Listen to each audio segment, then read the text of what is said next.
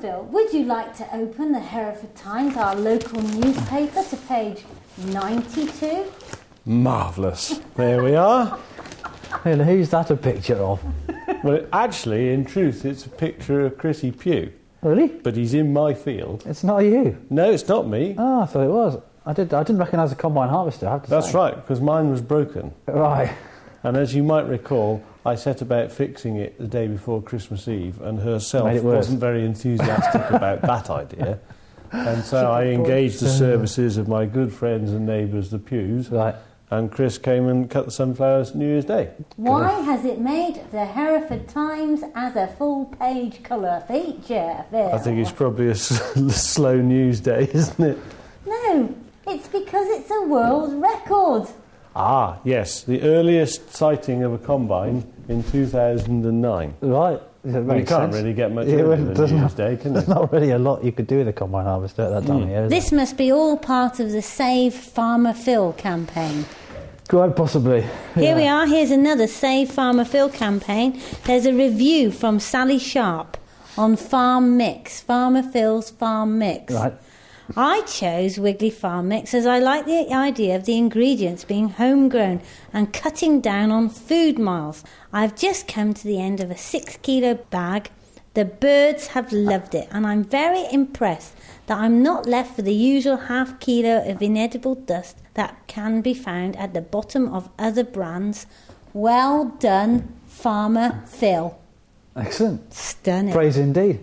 Any iTunes reviews since the last request to give Phil a bit of moral support? Not a morsel. So he's off. That's right. We'll be doing this on Friday when Rachel's here in future. Yeah. Unfortunately, the Save Farmer Phil campaign has failed, so if you'd like to leave. Aye, thank you. On this week's show, we have a Ricardo special. If you go down to the woods today, you're in for a big surprise. It's about time. It's overdue. Since I did a little feature. So I scrabbled out the other night and went traipsing up the field in the snow, scrunching and blowing cold, misty air from my mouth as I did so. And they got some nice. I saw some great stuff actually. I can't wait for the owls. I'm going to do more of it. You know, I'm going to go out and I'm going to do more little sound features like that. You'll probably get arrested for loitering, won't you? Was it the owls?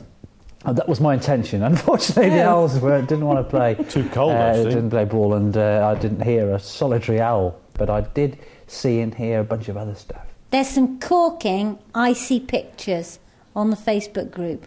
Absolute corkers. Crackers. Yep. Michael's standard photos?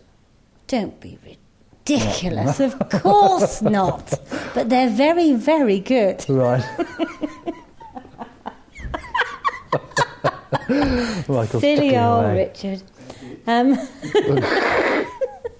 Now then, what I want to know is I want us to try and explain the pesticide row, but keep holding hands.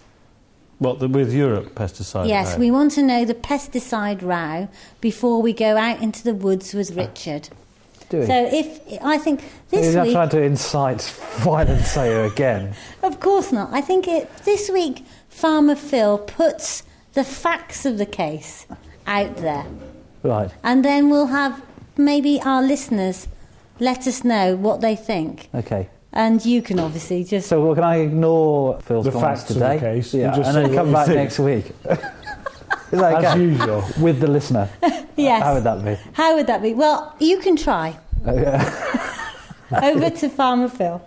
Well, basically, what has happened is that the European Parliament is trying to change the way that it assesses the risk of different chemicals that we use as agricultural pesticides. And what they're doing is, instead of basing that risk on their trials and experiments in the field and doing it on residue trials and the effect that the chemical at the concentration that we use it to kill whatever fungus or pest we do, instead of that they are using a paper-based risk system, so that they are saying that if it's something called an endocrine disruptor, it doesn't matter how much or how little of it we use, they're going to ban it. Now, the degree to which they go down that route is a bit of a movable feast, but it's not based on any scientific or broad-based facts. in terms of food production, crop production, and so on. And the argument really is that if you take away 25% of our pesticides, you will make quite large areas of ground uneconomic to farm at all, and you will cause the necessity really to import food from other countries where the rules are far less strict, so you're just exporting the problem. Why would you be doing that? Because surely they're banning it throughout Europe. They're banning it throughout Europe, but they're talking about importing food from outside Europe. So notably, for example, we import wheat from Russia, Ukraine, places like that. But wouldn't it be best to have best practice within Europe and then, obviously educate everyone as to why these things have depleted and therefore change the way that the world is? Then you come on to my opinion as to what they should do, and my opinion is that any chemicals which are damaging to the environment should be very closely looked at and probably got rid of. But the way to do it is to get money into research and development, and because now any chemicals, agrochemicals that are produced has quite a strong environmental element to their licensing, if you like, that if you spend money on research and development, you can come up with chemicals which are effective to do the job that you want them to do and not damaging to the environment. If you do it the way they're doing it, you're going to cut off all research and development. No chemical company is going to invest in something that's going to be banned because it's hugely expensive to trial a chemical and then get the licenses to market it. So that if there's a risk that some politician is just going to chop it off in its prime, they're not going to spend the money. And so we end up with old chemicals. Without wishing to disrupt your flow in any way, Phil, I think there's I would expect nothing less from you, Rich. A few minor flaws in your argument. I think, for one thing, I don't imagine any chemical company would need or want or even attempt to trial a product that has been banned. But the banning of harmful chemical applicants would surely that would predispose a new movement to discover applications that weren't harmful in any way. Absolutely, but because of the way that they're assessing the risk and because it's a bit of a woolly thing, it's a paper risk. So if a company comes up with a new piece of chemistry and the politician says, I'm not actually going to bother trying that out in the field, I'm just going to put a line through it, the company are going to say, well, stuff that for a game of marbles. But aren't they thinking of banning the pesticides that they're already conscious of doing substantial amounts of harm anyway? What are they banning? Actually, the most important group of pesticides that are going to end up in the firing line are a group of fungicides called triazoles, which are very important in wheat production. Right. And they are pretty benign things. We've never had any problems with them in terms of the normal trialling residues and what have you in the field. They have very little effect. But you can damp off using worm... leachate. Worm... Cast leachate. Worm cast... Urine. What's it called? Worm tea! Worm tea. That may be true, but the practicalities of using it over a large field scale are difficult, and I don't actually know whether it'll have any effect on septoria, which is the disease which causes all the problems. It's one particular disease of wheat. There are a group of diseases, but septoria is the worst one. It's prevalent in wettish climates, which ours would count as, and it is that is the problem. But organic farmers don't have a problem with that. They do. That is one of the main reasons that their yields are so much lower than a conventionally grown crop of wheat. Why are you worried? Because as an individual farmer, if these chemicals are banned, everyone's on a level playing field except importing wheat from Russia. Why are you worried about it? Why don't you think, oh, great, less chemicals are going into the environment, therefore I can now grow more naturally, so I'm pleased? That would be fair enough, except for the fact that because Britain is a much wetter climate than, say, the rest of Europe, septoria is more of a problem in Britain than it is, say, in Germany. So that by knocking us out, and it's essentially that the Middle European countries that are taking us apart politically, that we are then at a disadvantage. The other reason that I'm worried is that if you put this block in research and development in the chemical companies, which is what it'll do, it then takes 15 years to correct it. Because what they're developing now could come to market in 15 years' time. It's a long time. That's how onerous the trials and testing to make sure that it's safe are. And that's why the very modern chemicals are the safest ones.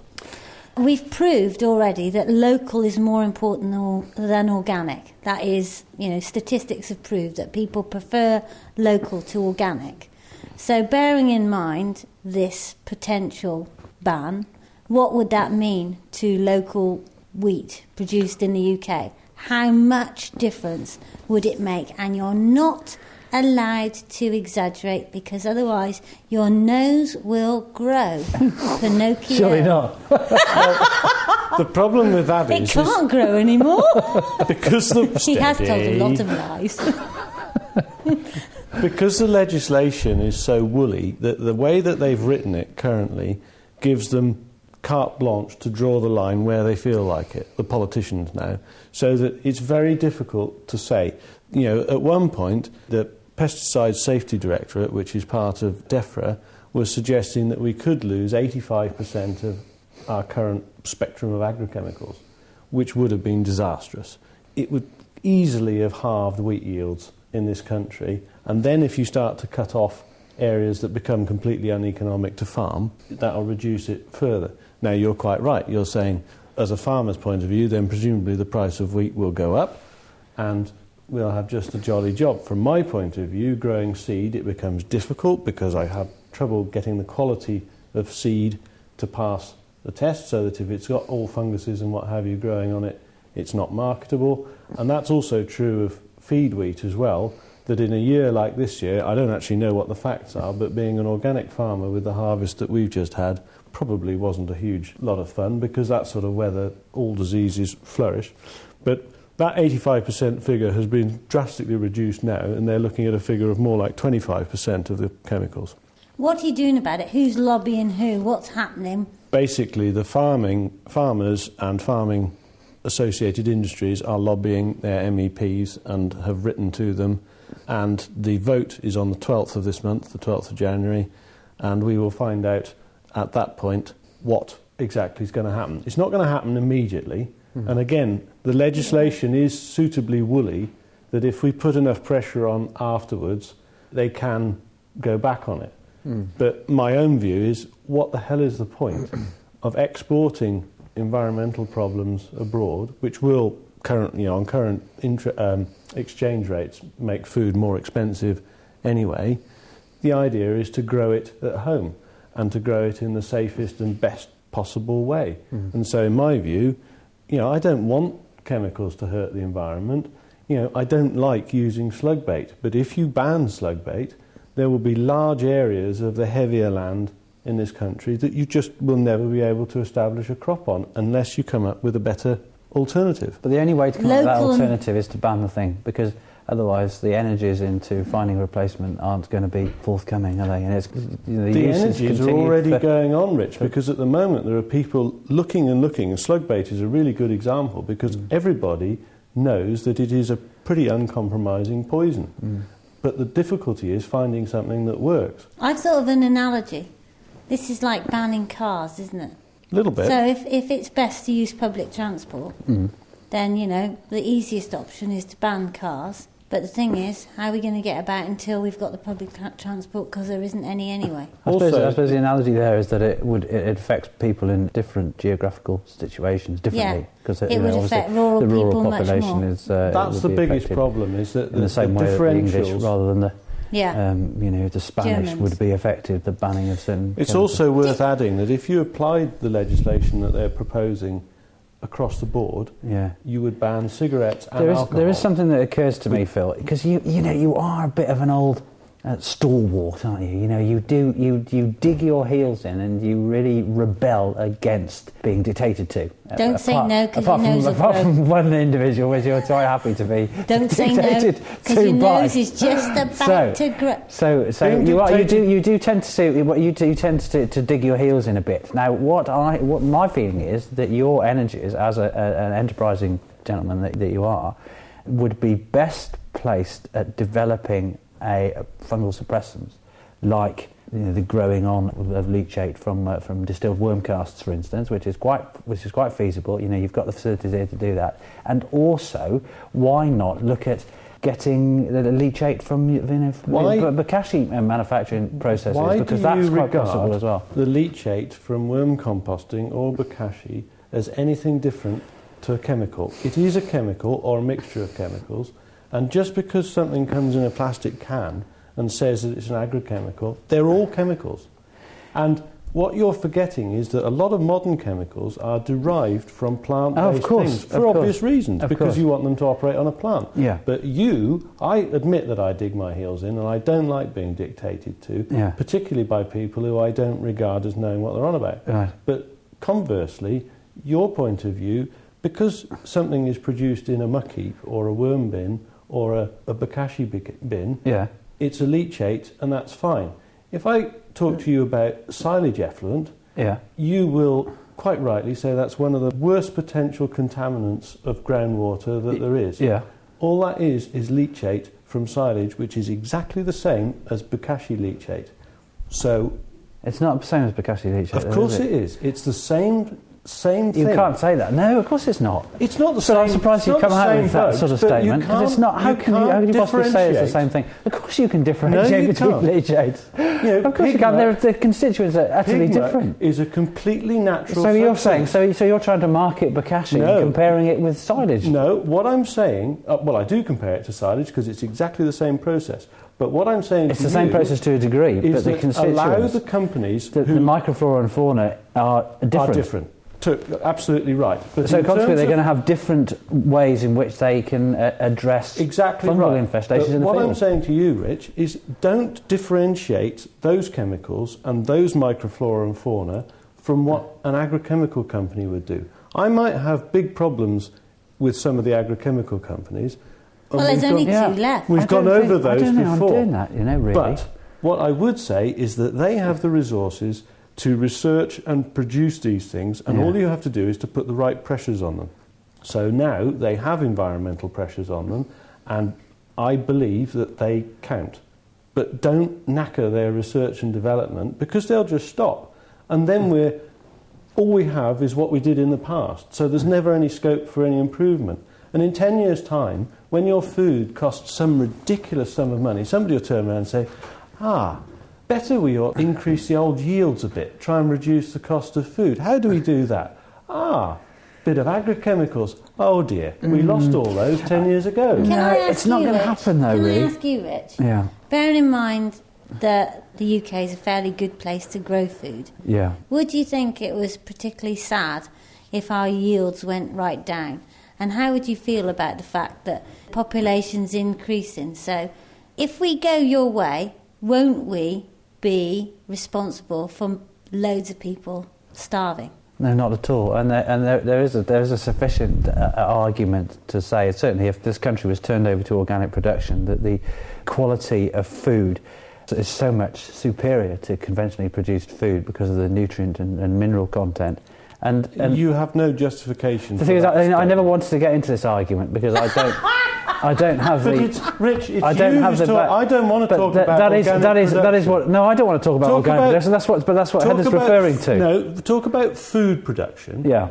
And just food production. But there's a classic. The classic. I wasn't actually talking about organic. I was talking about banning. Well, the classic chemicals. instance is that organic yields are, of course, by volume, less per area than conventional farming yields, but the quality is significantly greater, and so when Heather talks about yields, then I can use the organic. Well, I was referring to the fact that if you ban the chemicals, Farmer Phil says the yield will go down. But he's saying the yield will go down. He's not saying everyone's going to go organic, because of the one sort of chemical being banned. And ultimately what I'm saying is, why not put the efforts into the individual taking account for their own actions and developing their own applications. So why don't you spend your time developing your own applications rather than assuming that an external organisation is responsible for creating You're underestimating the technology that we've gone a long way past I'll put a bit But of Phil, soapy you water contradict on yourself there. constantly, because don't you refer to some of Heather's colleagues, Nuffield scholars, talking about the fact that we should really look at the way in which we use the groundwater sources. We should really look at the way in which we prepare our land, i.e., don't plough and the likes. Isn't it all about getting back to basics? And we missing the point? It's not about getting back to basics, Rich. It's about taking our knowledge that we're gaining all the time Absolutely. and applying it to what we do. All these things are debatable. So all compromises. we know that putting poisons and toxic chemicals onto our land is impoverishing our environment. Absolutely. Can we continue doing that? How can you justify that we continue doing that? Because we minimise the so-called toxic poisons that we put on, and we're not using many toxic poisons now because we're using pesticides which are different.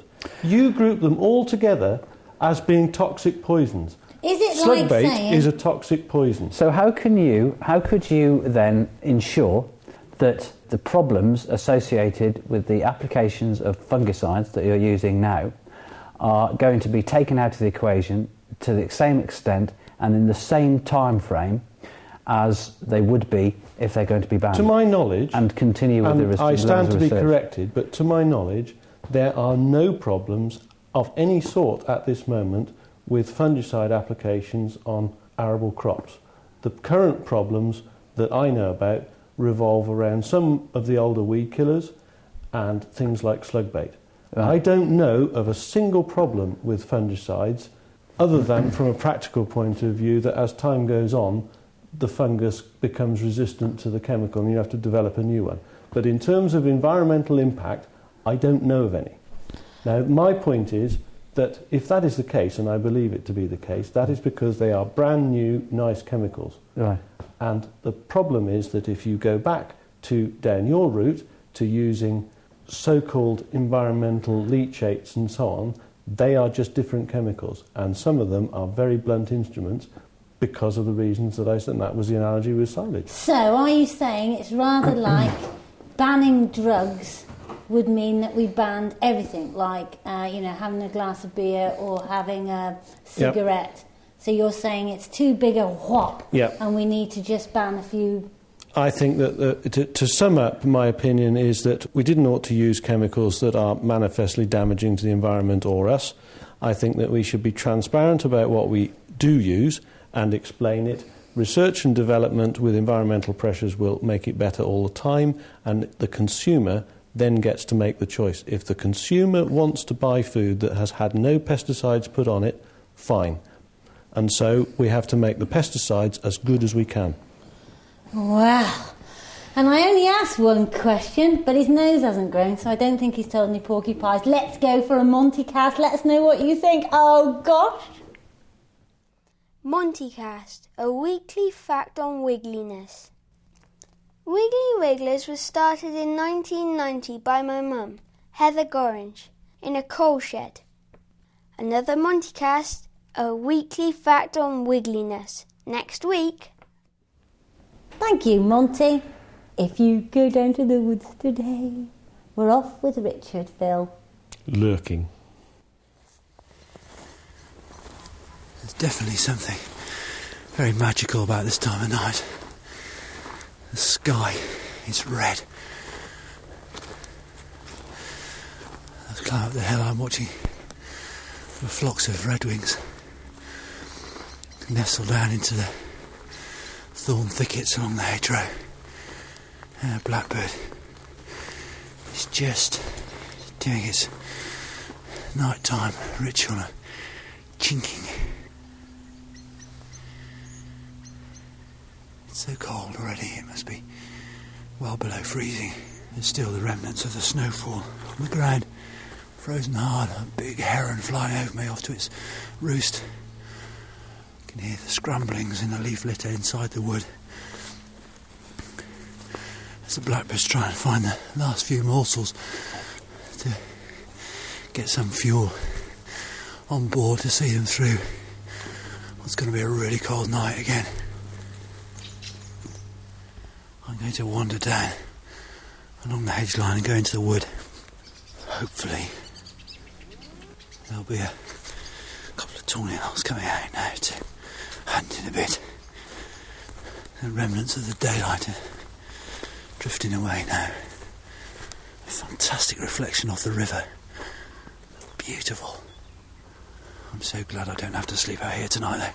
Cock pheasant in the distance going up to roost. They tend to roost together. You tend to find that groups of birds, hens and cocks, will find the thickest clump of hawthorn and get as high up there as possible, away from the foxy loxy.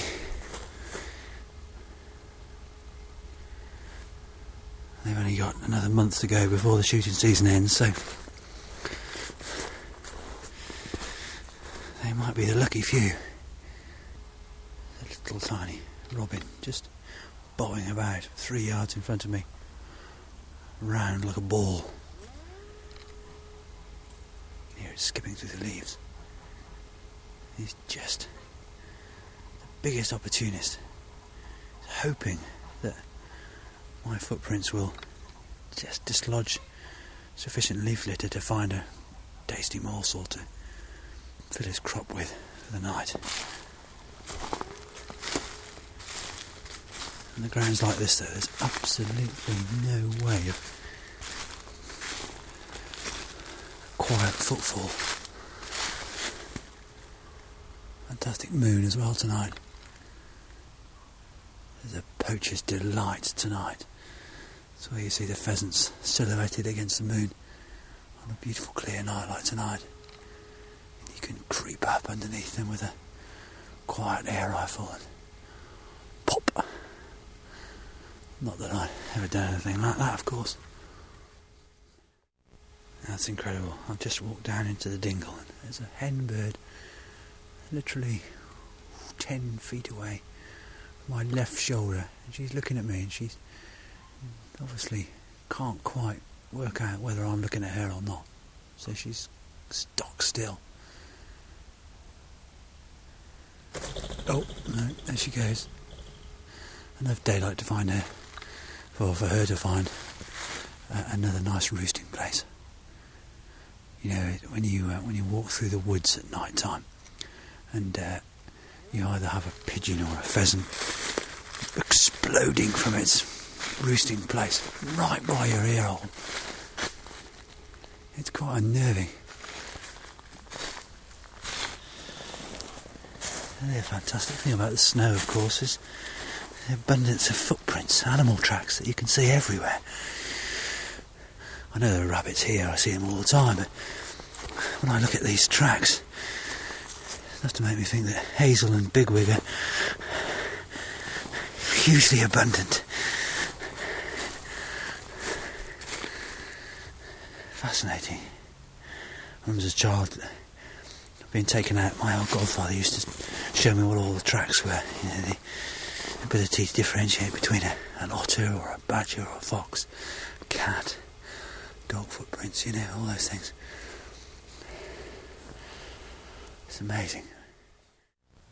That's incredible. I've just seen a woodcock just come flying up over the top of the wood, down in front of me, and zoom off across the bank. I wonder if it was coming to feed in the field. I've seen woodcock cut across here several times. Kind of coincidental, I've got the recorder in my hand when I've seen that one. It's fantastic. Beautiful birds. They're on the game list and they taste gorgeous. You don't see them much. I don't think they're a species that's in trouble. I think they're doing pretty well. They're quiet though, you know. They just tuck themselves away in the daytime, find a quiet spot in the bottom of a wood somewhere, and then they'll come out to feed at night. They like woodlands with rides and whatnot, so they can probe for inverts. Well, essentially a kind of inland wading bird, I guess. Pretty big long beaks. I wonder to see that one now. In the springtime, you know, years ago, gamekeepers used to be able to catch them. What happens is the male birds, the cockbird, flies along and makes a funny grunting sound. Roding, it's called. Most peculiar grunting sound. When you see it for the first time, I think that's really odd. And the female will hear this cockbird coming over the top of her and sort of leap up in the air, making a little bit of a commotion, and the male will drop down and mate with her. What used to happen years ago is that the keeper or whatnot used to throw a bird up in the air as he saw the cockbird approaching, and the cockbird dived down, and of course they could net it, catch it. don't suppose it happens anymore much. I don't see the point, really. You know, the reason, really, I came out tonight was to see if I could pick up the owls as they come out of their daytime slumber and just get a nice sound recording of them when they communicate between one another. They're really conspicuous by their absence tonight. Ain't that always the way? They tend to roost in the same sort of places in the daytime, thick cover, away from the prying eyes of mobbing songbirds and corvians like jays and magpies and the like.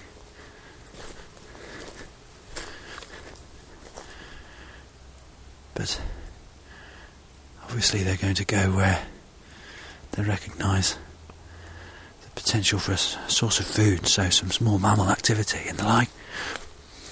And I'm wondering whether that's somewhere else. Till next week, it's goodbye from the Wiggly team, sat on the Wiggly sofa. We still haven't got any more reviews. We're supposed to sigh. We need some more reviews, don't we? That's not a sigh, that's a breath. You'd think out of all those thousands of listeners that we've got, a few more souls could put some effort into just typing in a few little words to say how much they want to get rid of Phil. I think we could do some more comments on food production. I think there is no hotter topic. And food production's what I do, Rich. Yeah. Yeah. It'd be great if people are fuming and they sort of just emailed in and said that Richard's talking out of his hat or Phil's talking out of his rear, and just give us your views. Of course, email neither of tell those us, two things ever happened. That's right. Email us and tell us you want to come on the show. Email us and tell us what you think of today's show. Email Richard at wigglyWigglers.co.uk or Farmer Phil, and his email is pwg@lowerblakemere.co.uk. And me, I'm Heather at wigglyWigglers.co.uk, and we will talk with you all next week. Bye. Bye from me. Bye-bye.